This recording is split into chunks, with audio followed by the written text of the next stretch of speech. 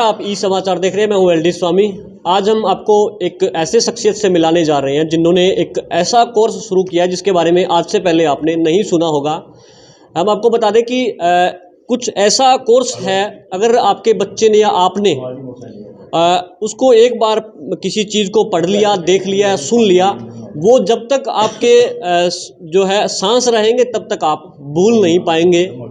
यानी कि जब तक आपका जीवन है तब तक उस चीज़ को आप नहीं भूल पाएंगे। क्या रहता है, आजकल हम देखते हैं कि जो मेमोरी है वो कम होती जा रही है बच्चों की, और बड़े बुजुर्गों की भी कम होती जा रही है, और बच्चों का पढ़ाई में मन नहीं लगता, वो अच्छे अंक नहीं ला पाते, कुछ अन्य कोर्स की तैयारी कर रहे हैं, कंपटीशन की तैयारी कर रहे हैं, यूपीएससी की तैयारी कर रहे हैं, तो उनको सारी चीज़ें याद रखना, किताबों को याद रखना, वो चीज़ें उनके लिए बहुत मुश्किल है। लेकिन अब उस समस्या से जो है निजात मिल सकती है इस कोर्स से, उसके बारे में हम आपको जानकारी दे रहे हैं। आपने ये कोर्स कर लिया तो उसके बाद आपने जो कुछ पढ़ लिया वो कभी आप भूलेंगे नहीं। पूरी किताब, चाहे आप उससे एक लाइन पूछ लें, चाहे आप किताब के किसी एक पेज अंक का बताकर आप उससे वहाँ से पूछ सकते हैं।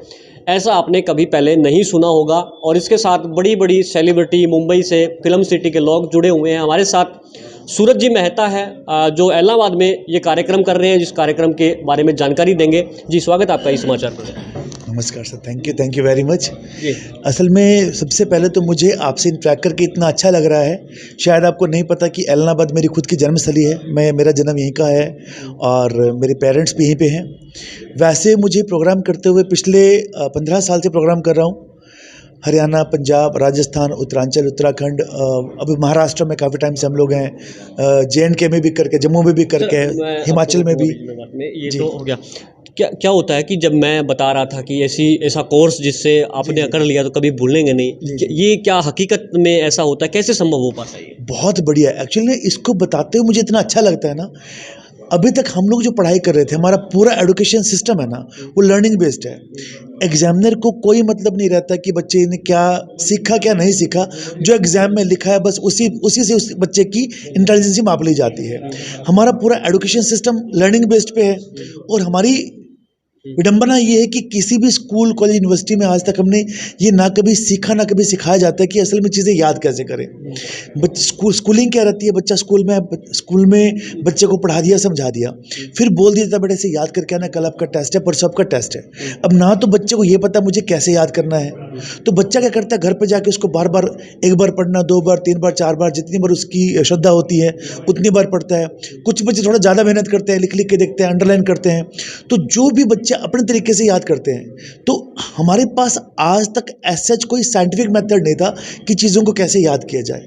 तो friends, today we do have, आज हमारे पास ऐसे साइंटिफिक मेथड्स हैं कि किसी भी चीज़ को मात्र हम केवल एक बार पढ़ के याद कर सकते हैं। तो जिसे मैं साइंटिफिक मेथड कह रहा हूँ, इसे एक्चुअल मेरी भाषा में बोलते हैं इंस्टॉलेशन प्रोसेस।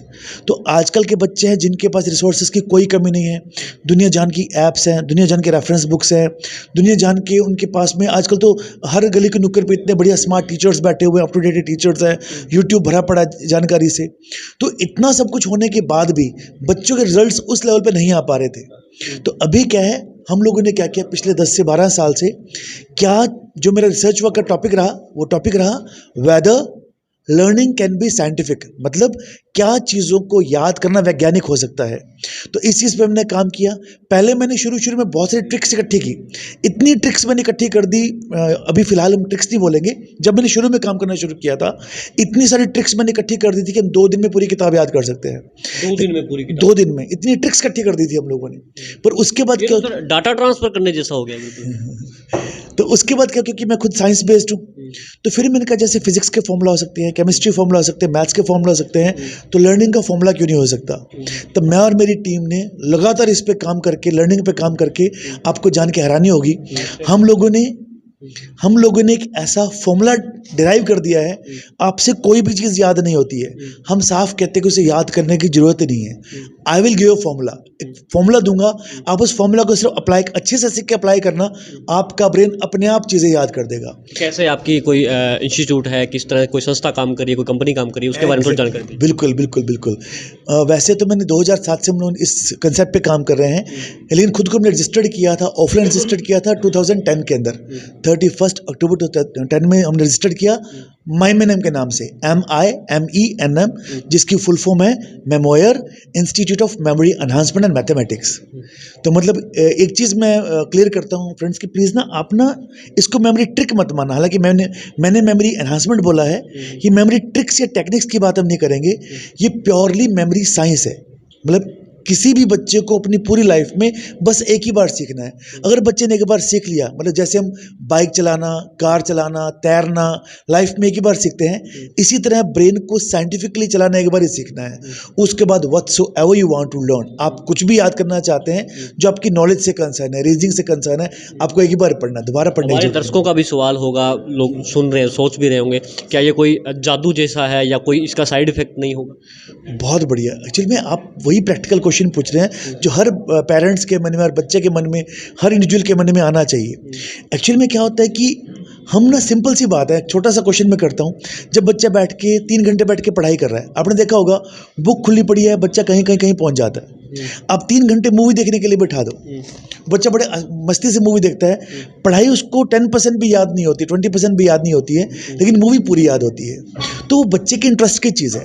बस मैंने क्या करना है, बच्चे की लर्निंग को, चाहे केमिस्ट्री है, फिजिक्स है, बायो, बॉटनी, जूलॉजी है, जितनी इंटरेस्ट है, जितने मज़े से बच्चा टीवी देख रहा है या मूवी देख रहा है, अगर उतना इंटरेस्ट उसकी पढ़ाई में पैदा कर दें तो बच्चा वो भी एंजॉय से करेगा।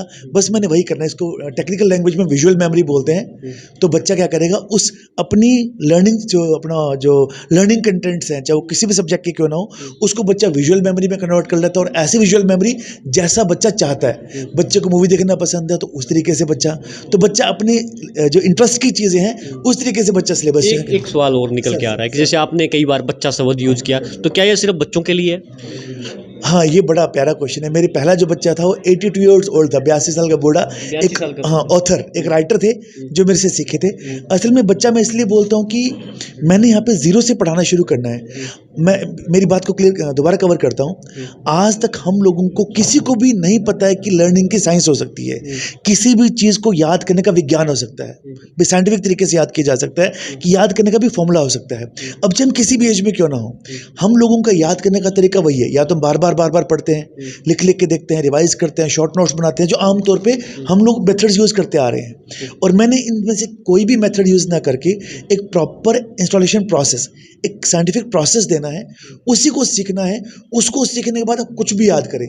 तो बच्चा वर्ड मैंने इसलिए यूज़ किया, आप किसी भी एज में क्यों ना हो, हमें उस प्रोसेस के बारे में नहीं पता है। बाकी मैं बच्चे की बात करता हूँ तो 10 से 12 साल के बच्चे से लेके और 82 ईयर्स ओल्ड कोई भी कर सकता है। कोई प्रोफेशनल कोर्स वाला बच्चा हो, चाहे CA कर रहा है, IAS की तैयारी कर रहा है, UPSC तैयारी कर रहा है, मान लो बैंकिंग की तैयारी कर रहा है, वो तो कर ही सकते हैं। बाकी 6, 7, 8, 9, 10, 1, 2 science stream, commerce stream, arts stream, जिसको कुछ भी लर्न करना अभी है। ना पूरा चीज़ सुन के ना दर्शकों के, खास करके मेरे के अंदर भी एक जिज्ञासा जागी है, भी इसको स्टार्ट कैसे करें? इसके कोई सेमिनार वगैरह होते होंगे या फिर इसको बड़े शहरों में होते हैं, फिर यहाँ अपने इलाहाबाद में भी आसपास में भी कोई अवेलेबल हो सकता है इसका कोर्स वगैरह?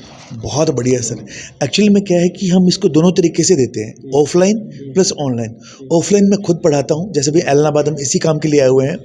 अदरवाइज ऑनलाइन, अगर जैसे बच्चे मुंबई से मेरे साथ बच्चे जुड़े हुए हैं, ऑस्ट्रेलिया से बच्चे मेरे साथ जुड़े हुए हैं, कलकत्ता से, तो अलग अलग एरिया से बच्चे मेरे साथ जुड़े हुए हैं।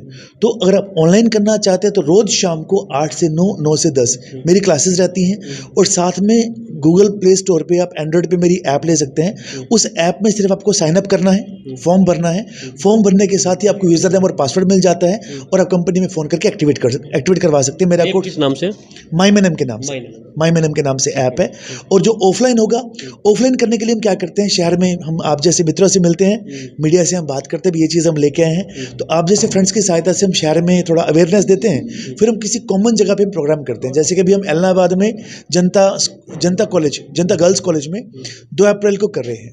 तो 2 अप्रैल को सुबह 10 से 12 एक प्रोग्राम है, फिर 2 से 4 दूसरा प्रोग्राम है।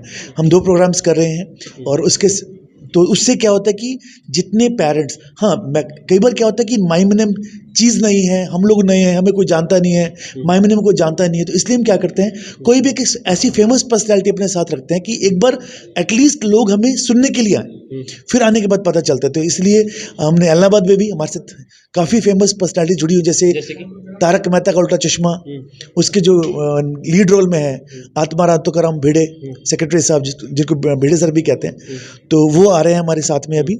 और embellish Mrs India 2023 Mrs India वो भी आ रही हैं, राधिका गोरंग जी भी आ रही हैं, तो वो फेमस पर्सनैलिटीज उनको सारे लोग जानते हैं। तो उसके बाद बाकी पितामह भीष्म जिनको मुकेश खन्ना जी, वो उनको जब मैंने कंसेप्ट के बारे में बताया तो इतने एक्साइटेड हुए, उन्होंने लाइव प्रेजेंटेशंस भी देखी। उसके बाद वो कहते हैं कि आज तक वो कभी ऐड नहीं करते हैं, लेकिन मेरे लिए बोलते हैं कि आप जहाँ कहेंगे जब कहेंगे आई विल बी देयर, मैं आऊँगा। और क्योंकि आप बच्चों के लिए इतना अच्छा काम कर रहे हैं, मैंने भी बच्चों के लिए एक आइडियल रोल प्ले किया हुआ, शक्तिमान का रोल प्ले किया हुआ है, तो कहते ये तो शक्तिमान को भी नहीं पता था जो आप कर रहे हैं, तो he is also with us, वो भी हमारे साथ जुड़े हुए हैं। जी बहुत बहुत धन्यवाद सर। आपने सुना किस तरह से ये एक मेमोरी का साइंस है, ना कोई जादू या फिर कोई ट्रिक तरह नहीं है, इन्होंने रिसर्च किया है। मेहता जी हमारे साथ जुड़े थे, सूरज जी, उन्होंने पूरी जानकारी दी है। हम आपको स्क्रीन पे नंबर भी शो कर रहे हैं लगातार, आप उन नंबर पे कांटेक्ट करके अधिक जानकारी जो ले सकते हैं। 2 अप्रैल को जनता गर्ल्स कॉलेज जो इलाहाबाद में है, वहाँ पर इनका एक सेमिनार कार्यक्रम हो रहा है, वहाँ पर आप उनको जाके लाइव सेमिनार भी देख सकते हैं, जहाँ पर इन्होंने बताया कि टीवी स्क्रीन के बड़े एक्टर जो हैं, तारक मेहता के उल्टा चश्मा के जो भिड़े सर हैं, वो भी यहाँ पर आ रहे हैं। वीडियो को अधिक से अधिक शेयर करें, आपके बच्चों के लिए बहुत ही महत्वपूर्ण जानकारी है। अगर आपका बच्चा खास करके अगर पढ़ाई में कमज़ोर है, वो भूलने की उसकी आदत है या अच्छे से नहीं पढ़ पाता, पढ़ाई में मन नहीं लगता, तो ये आपके लिए सबसे उचित कोर्स हो सकता है। इसकी अधिक जानकारी के लिए आप स्क्रीन पर दिए नंबरों से आप संपर्क कर सकते हैं। धन्यवाद।